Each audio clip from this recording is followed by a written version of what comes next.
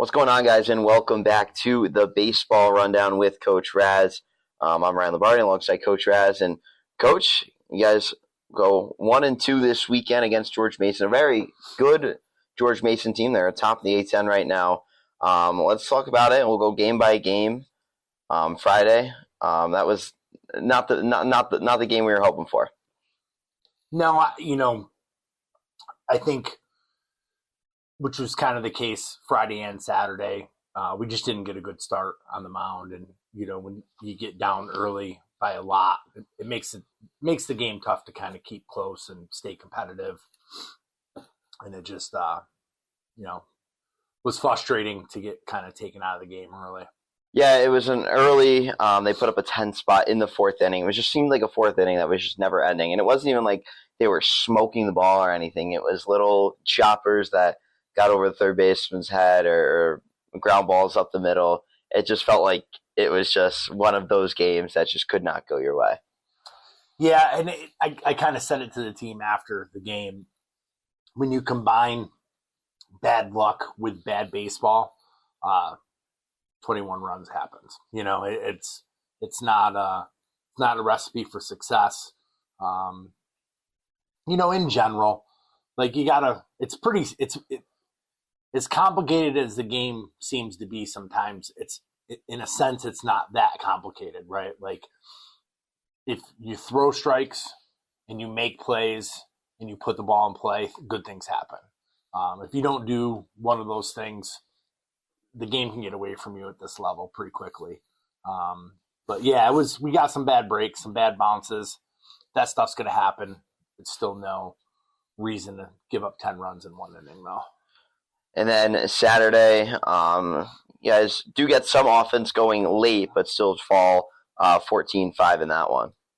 Yep. Again, it was 7-0 in the third inning, so it's tough to climb out of those holes. We got a couple runs in the fourth, so it's like, all right, now it's 7-2, and you're feeling pretty good that you can get back into it, and then you give up 5 in the fifth. It just kind of put the nail in the coffin early. So it was just two tough starts on the mound. We need to change it up a little bit. We got to do something different. We just got to get better starts, and we can't just keep accepting the same old thing. We've got to make some changes and try to provide a spark on the mound to give us a better chance to win. But yeah, it was tough. I think it was 7-2, and then we got an out, so it was one out, and then I think it was it's either 0-2 or 0-1, but a really good slider. Thought it was a great pitch. It was called the ball. I think the very next pitch, I think it was 0-2. I think the very next pitch, because now it's an even count, I think we threw a fastball and it got hit out of the ballpark. And it's like, man, I don't think people realize sometimes, like, one pitch or one call can change an inning, and I just remember thinking back on that inning and was like, I was really upset when that pitch wasn't called, and then, was more upset that the result of that at bat, and it felt like it ended up burying us. We ended up scoring 5 runs that inning and taking us out of the game. So what are those changes going to be on the mound heading into this weekend series against St. Louis? We're going to move James Capilupo to the bullpen right now. He's logged the most innings on the team. I think there's a little bit of a tired arm a little bit right now. So we're going to try to limit his pitch count this weekend. Chance Moore was so good this weekend. We feel like we need to move him up. So I talked to David James about starting on Friday. Told him we're going to give him one more opportunity to go have a good start, and hopefully he can deliver, because we believe in his stuff. We've seen greatness out of him. It just hasn't been great the past 3 or 4 weeks. So, hopefully David can provide us a good start. We're going to go Chance Moore on Saturday and then go Cade Walker on Sunday. Cade's been pretty good. providing some innings out of the bullpen for us. And not, he hasn't been perfect. He hasn't been out there throwing all zeros, but we're just looking for a pitcher to keep us in it. Yeah. I don't care if they score 2 runs or 3 runs. It's the, 7 to 12 runs that we've got to stop in the first 5 innings. So, yeah, Cade Walker had a very good appearance, I thought, this weekend. He looked very strong. I think his command was really there. 4 2/3, only 2 earned runs. Had 2 strikeouts, but no walks is, I think, a big thing to note there. When Cade throws strikes, he's successful, and you can kind of tell early if he's off a little bit. Like, he didn't look great against Penn State, so we just ran him out for the 1 inning, and he got out of it, but he didn't look right.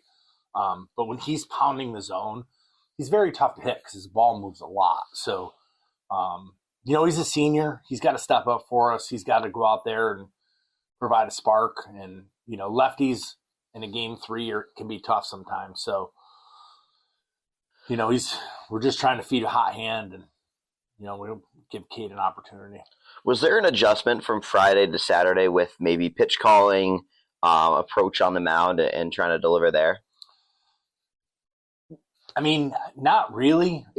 I think when we call pitches, we're trying to pitch to our pitcher's strength to try to, find a way to utilize what our pitcher does best. The problem is we're just not hitting spots, right? So we have a lot of pitchers not hitting spots, right? Like, if I'm calling a outside fastball and you leave it up and in, like, we're not even close, Yeah. And it may seem like it's not a big deal, but it is. Like, when you want to spot a fastball somewhere and it's not hitting the spot that you want, bad things tend to happen. And that's the frustrating part.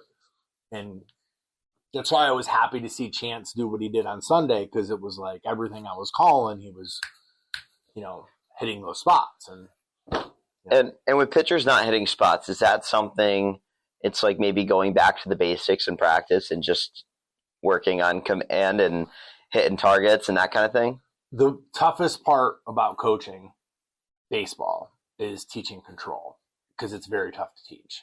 Control is something that you have to feel. Like, I was pretty frustrated after Friday. So we woke up early on Saturday morning to practice. So we got to the indoor facility early Saturday, and I actually got back on the mound myself and just threw live against our starting lineup nonstop for 7 innings. Like, just frustrated, wanted the guys to kind of compete, and I haven't thrown a pitch live in 3.5 years. So it's been a long time, and I think I had a walk in the 7th inning. So, it's in sometimes to get on the mound, even for myself, just to kind of feel that again, it reminds me, like, the feel of pitching. Like, you can do things mechanically that can help balance people and help them move efficiently, but it's very tough to teach out of the hand feel, right? Like, breaking balls get released higher. If you spin it out to the side, you're going to leave it up and in, or if you yank it too much, you're going to pull it. Like, you just have to feel that snap out front and come down. Like, change-ups, you have to feel the ball come out of your hand at a certain slot, right? Fastballs held on a little bit longer, like, and it's really tough to teach that. I wish there was some type of magic bean that we could give these guys to figure that out, but it's just, control is the toughest part to teach, and there's not a lot of drills, there's not a lot of, like, specific answers to answer that question, but without a doubt, it's our biggest issue this year, right, is throwing strikes. And it's frustrating because we have guys that have very good stuff. We just were throwing live today in practice, and I'm yelling at Jackson Ross, who's a freshman, because his stuff moves so much, right? But when he doesn't throw strikes, it's like, it doesn't matter. Like, it doesn't matter how good. Tom Wilkie has the best stuff on the team. Like, it is electric, but he doesn't throw strikes, like, and that's the frustrating part for a coach is the ability is there, but the command's not, So maybe it's me. Maybe I've got to find better players that will throw the ball over the plate more. And maybe we need to sacrifice stuff for command, whatever it is. But we've got to find guys that throw strikes because it's extremely frustrating for a coach to just, there's been a bunch of times this past couple of weeks where it's like we bring in to get out of the bullpen or we start a guy and it's 4 pitches straight for a walk first at bat, and then it's like it may even have happened to James this weekend, but I think it was like 4 pitches strike, that were 4 pitch walk to the first batter and then a home run happens, and it's like, it just makes it so much more. I'd rather somebody, and I think that's the one thing I like about Chance more is like, when Chance isn't pitching great, it's because he's getting hit. It's not because he's walking guys. Right. So at least he's competing out there. We've got to compete. We've got to pound the zone and make teams beat us with their bats. Yeah, I mean, it shows how much better when you guys beat them on Sunday. When you look at that pitching line, 1 walk over 9 innings of play. So you got to feel pretty good there. I mean, Luke Roggenberg went 3 innings, no walks. Chance Moore, 6 innings, 5 hits, 4 strikeouts, 1 walk. And I mean, I think he was the sole reason you guys were in that game. No question. But again, those are our 2 best strike throwers. Like Chance Moore and Roggenberg are absolutely pound the strike zone right all year. Like it's not something that is new, right? Like Chance has 20 innings, 6 walks. Roggenberg has 20 innings, 3 walks, right? Like, so we know that those 2 will pound the strike zone. There's not a lot of other guys on the staff right now that are doing that. And if it's not walks, it's hit by pitches, right? We've given up a lot of hit by pitches too. Do you 42 yeah. players hit by pitches. So. That's an insane stat. Do you think some of it's like maybe players are trying to overthrow for velocity and that's why they're losing control? Could that be a cause? Yeah, I do think a lot of it is just having a feel for those release points. And yeah, I mean, some of it could be overthrowing, but it's the great mystery of baseball. Well, let's talk about that Sunday game because it was a great day overall. Of course, I mean, when Chance Moore got out of the 6th inning, everybody was hyped up for him. I mean, he went well over 100 pitches. I believe it was 107 pitches on Sunday, and you guys take that one 7-3. But let's talk about the early offense in that one. Yeah, not a lot of early offense. We got 1 run in the second. Harrison doubled the right field, right. Scored Rob, and then we didn't score again till the 5th. So, I mean, it was a 1-0 game through 4.5. We get up in the 5th, and Connor hit his 5th home run of the year, which was a solo shot. So it was only 2-0. Yeah. 2-0 headed into the 7th. In the 7th, we kind of added some distance, right? Which was good timing because Chance came out at, he had a batter. I think it was a run around third, 2 outs. And I took a mound visit. And I remember hearing people behind me saying, he's not taking him out, is he?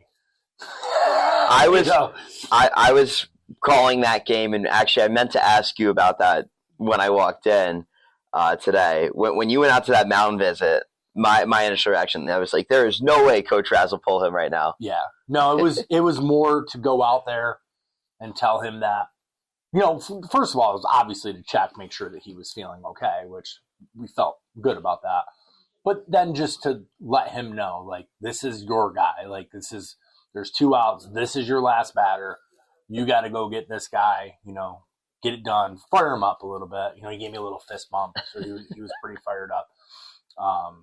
It was able to get out of that inning without giving up a run, and now it's 2-0, after 6.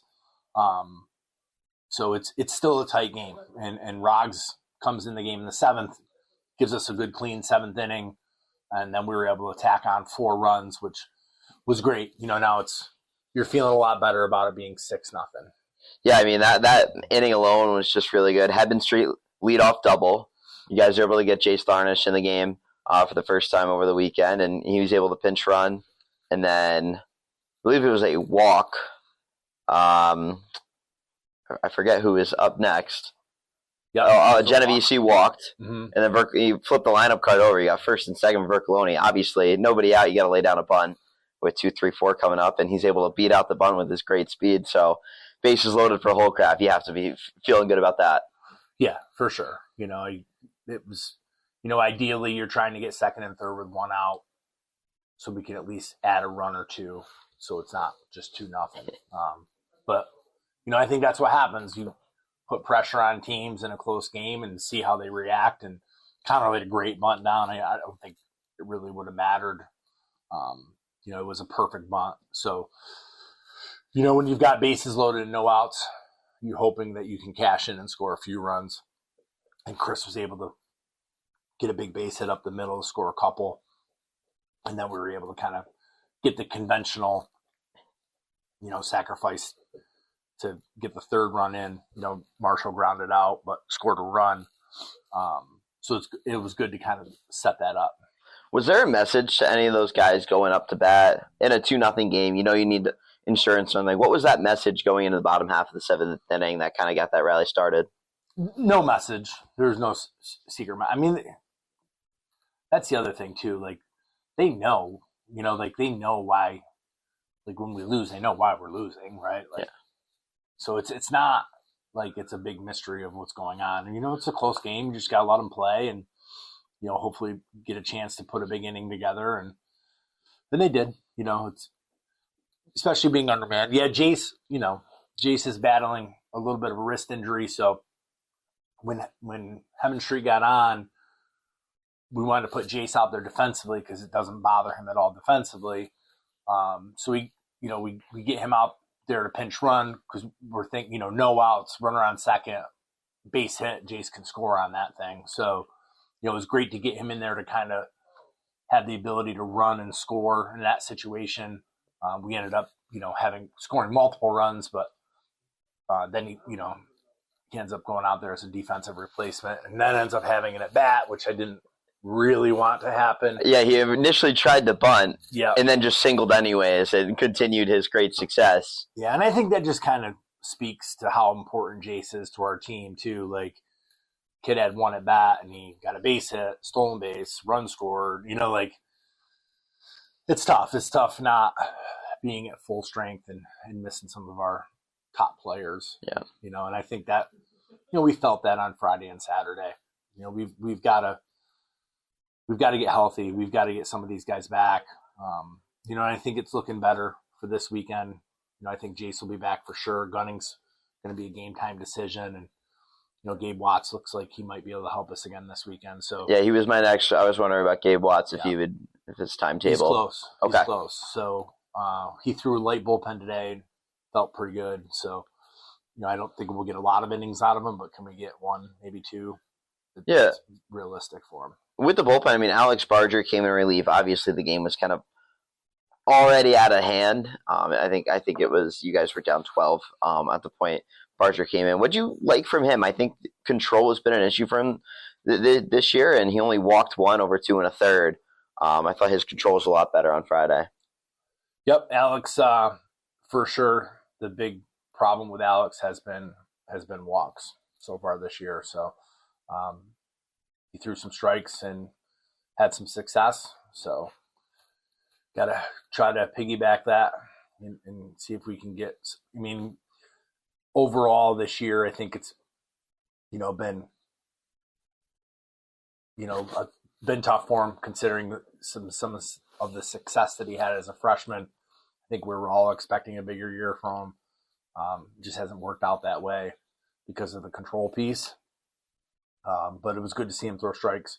His stuff's there. He's definitely electric, but you got to throw strikes. Yeah, right. And then just the bullpen for this weekend. Obviously, it's going to be a little different with Capilupo being out there. Could we see Capilupo come in relief this weekend? Oh, for sure. Yeah, he'll be one of our first guys out. no doubt about it. We do, like I said, we're not giving up on James. We just need to slow him down a little bit. We're actually going to work on some mechanical things. We're going to make some changes. It's time. So sometimes you got to let guys go do their thing, and once they have some adversity, then I think you can work on making some changes. He's very open now to making some changes to allow him to be a little bit more consistent. So, we need to make some mechanical adjustments. Best time to do that is maybe working out of the bullpen, not starting and having to make all these changes and having the pressure of that. So, another guy that we feel really good about out of the bullpen is Gilbert Saunders. We just didn't get an opportunity to use him this weekend. We were kind of saving him if we needed him late in a close game. He's pitched really well recently, and I think he's somebody that we could use on the back end. So he's rising up our board quite a bit. So Gilbert's somebody that we're excited about too. So we're looking to find him an opportunity this weekend. Yeah, and then you guys got Binghamton on Tuesday. You get him again. Obviously, lose on the walk-off to them at their home place. What do you think it's going to take to take down Binghamton? Well, one would be not have it snowing outside like it's been snowing today. So that would be the first part. We just, again, it's good to get back home and have the midweek home games. And we've tended to play those games really tight. We've had some pretty good battles the first few years here. So they always tend to be pretty close games. And obviously it's a pretty friendly rivalry. I love those guys down there. So it's always good to have them. I think it's actually the first time we've had them come here. So last year got snowed out, rained out. So this would be the first time that we've actually hosted them on a midweek. So awesome. Be excited to have them up here. Kind of see the field before the construction happens, and and then they'll get to see the finished product next year. So yeah, and then who do you think will get the start on Tuesday? Is that dependent on what happens this weekend? Yeah. Gotcha. What happens this weekend? All right, Coach. Well, I always appreciate the time. You bet. We will see you next week. Good luck this weekend. Let's get it done. You guys are listening to the Baseball Rundown, brought to you by the Bonnie's Online Network.